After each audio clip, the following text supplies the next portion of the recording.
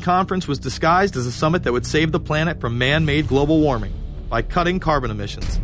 When taking a look at the almost 200-page document that was being proposed, it becomes evident that this was yet another attempt to establish global government and set up a global tax. In Section 38, it states, "The scheme for the new institutional arrangement under the Convention will be based on three basic pillars: government, facilitative mechanism, and financial mechanism."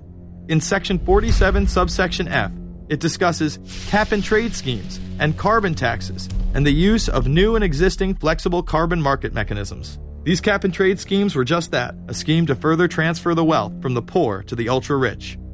One of the ways it will drive the change is through global governance and global agreements. The fact that our president even attended should be considered treason. Just weeks before the conference, ClimateGate hit the media. Secret emails confirm that many of the United Nations lead scientists had engaged in fraud in order to promote the idea that man-made global warming was occurring and that carbon dioxide was a toxic gas. In reality, they admitted the Earth had been cooling for the last decade and that they had destroyed the source data in order to ensure the scientific community would be unable to review their findings. Bill Jones was forced to resign from his position at East Anglia University, and Penn State has launched an investigation into Michael Mann. Because of the scandal, many countries refused to sign the agreement, and instead only 25 heads of state, including rock star President and Savior Barack Obama, signed a much shorter and broader accord. The document states that a high-level panel will be created, and that parties will be subject to domestic auditing, supervision, and assessment. The climate conference in Copenhagen is another step towards the global management of our planet. The idea that carbon dioxide, the life force for plants here on Earth, is a toxic gas and should be taxed is laughable. There have been numerous periods of time in which the Earth has had vastly more carbon in the atmosphere than present day.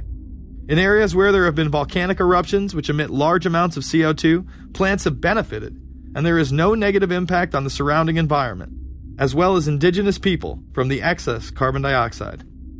The globalists promote this theory to keep mankind in fear, not only for the establishment of a global government and a global carbon tax, but the literal control of the entire planet. An even darker side to the scam of man-made global warming exists. In reality, it's about population control. Ted Turner reveals himself here in this interview with Charlie Rose. We've got to stabilize the population. When I was born, there were so what's wrong with the population? I mean, with too many people.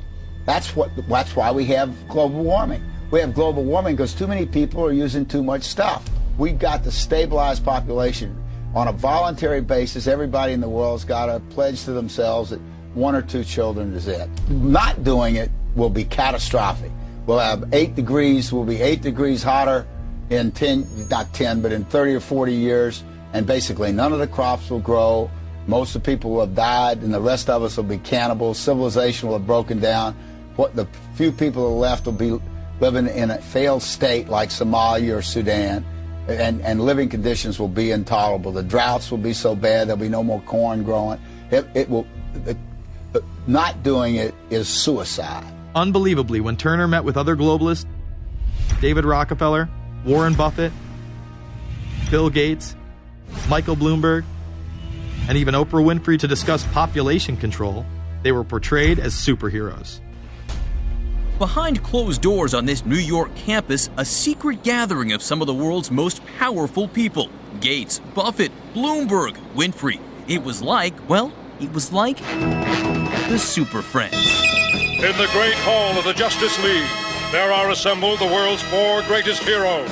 Together with others at the meeting, including George Soros, Ted Turner, David Rockefeller, they're worth more than $125 billion. The new Superman and Wonder Woman, the super rich friends, not fighting bad guys, but fighting for good nonetheless. Would a superhero call for a one-child policy? Would a superhero call for population control? In a recent interview, he claims that 2 billion people would be ideal.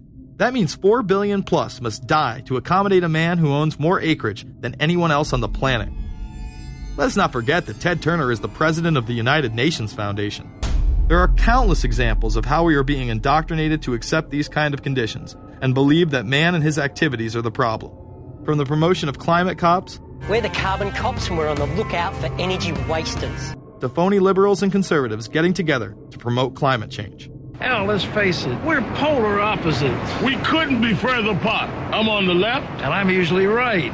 And we strongly disagree. Except on one issue. Tell them what it is, Reverend Pat. That would be our planet. Taking care of it is extremely important. We all need to work together, liberals and conservatives. So get involved. It's the right thing to do. Now there you go again. The New World Order will stop at nothing to achieve planetary dominance. Whether it be assassination, wars based on lies, and even a phony environmental movement. So it should come as no surprise that they have been tracking, tracing, and databasing our lives for years. Many people are aware that the Bush administration engaged in warrantless wiretaps on American citizens. What they don't understand is that it has come out in court that all the major telecommunications companies have been secretly storing every piece of data received from our phones and our computers and handing them over to the National Security Agency. You heard about the government secretly listening in on phone conversations without a warrant, but there is evidence that your email is also being tapped. The government has been intercepting most emails as part of its terrorist surveillance program. That program has been criticized as illegal because it's missing an important ingredient: search warrants. Several years ago, Klein says he came to suspect that AT&T had installed secret computer gear designed to spy on internet traffic at the request of the National Security Agency. This is just a small part of the picture, as AT&T was not the only company involved and emails were not the only issue. The NSA was installing Norris Insight systems, which are capable of monitoring billions of bits of internet traffic per second. It was also able to monitor any calls trafficked through its system, all websites visited, all instant messaging, and separate types of transaction records. The secret room at AT&T contains gear which enables the government to look at every individual message on the internet and analyze exactly what people are doing. Here's another document. It mentions a company called Norris. Norris makes computer software that can swallow and analyze 10 gigabytes of information every second. That means it could go through all the information in all the books in the Library of Congress in a little over 15 minutes. The documents Klein and others were able to produce were then censored by the NSA. Bankston isn't allowed to talk about the documents in detail. The government has since had them sealed. But he says what is in there boggles the mind. We are talking about a substantial portion of all the communications traffic in the United States. The policies have been shielded by the Obama administration and continue to this day. Attorney General Holder has publicly stated lawsuits be thrown out of court, and after several attempts, Klein and other cases were thrown out as well, once again citing the national security of what used to be a constitutional republic, not a massive corrupt slave state. Living in the New World Order, when it's close to completion, for the average citizen, for people like you and me, is going to be essentially slavery. We're never going to be able to get ahead. We're never going to be able to amass enough wealth, essentially to retire or to do what we want to do in life. We're going to constantly be working for the man. They're creating essentially a two-class system. So it's going to be an inner ruling elite and then everyone else. And I got news for you. You're everyone else. The New World Order that is currently being built revolves around creating a global technopoly ruled by the elite, in which they dominate and control a severely reduced populace, which they treat as their pets. In the New World Order, the people are the enemy. Internal documents released in March of 2009 reveal that the Department of Homeland Security is targeting citizens who discussed the New World Order, people with a Christian identity, or sovereign citizens who argue that the government has gotten away from the intent of the Constitution and are strong states' rights advocates. People who are anti-immigration, stating, extremists will argue that immigrants are taking the jobs of U.S. citizens during times of high unemployment and without paying taxes. People who oppose the Federal Reserve banking system. People who display constitutional party or libertarian material. People who support Ron Paul. And those who have bumper stickers containing anti-government rhetoric. This document is one of literally thousands that make everyone a possible terrorist.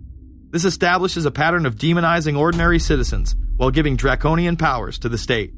You are considered guilty until proven innocent. As technology is developed, separate parts of their command and control system are beta tested around the world. Here at home, Boy Scouts are being trained to take on returning veterans and disarm domestic extremists, while national programs such as City Year are training young people to serve the government. I am change. I am fierce. In the United Kingdom, it has been established there